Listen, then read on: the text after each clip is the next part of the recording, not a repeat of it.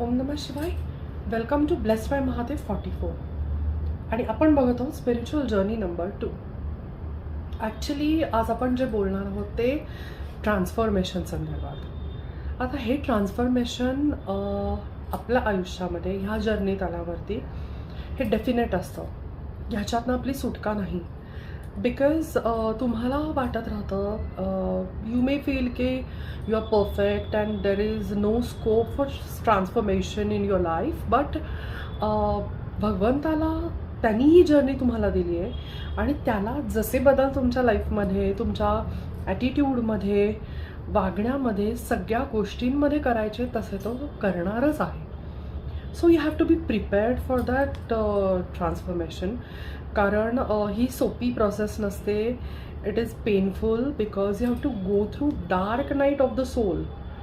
Dark night of the सोलमध्ये literally असं होतं ते म्हणजे situation might arise like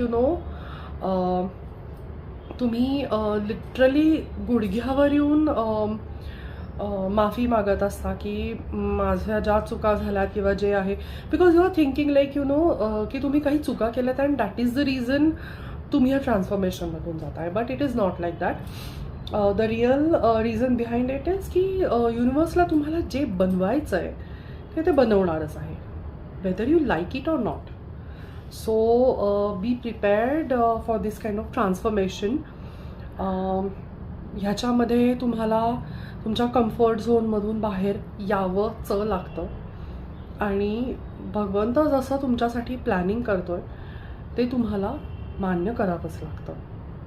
so it's better if you surrender की ठीक आहे भगवंता, तुला जे पाहिजे ते मी करीन, तू रॅदर माझ्याकडनं ती गोष्ट करून घे.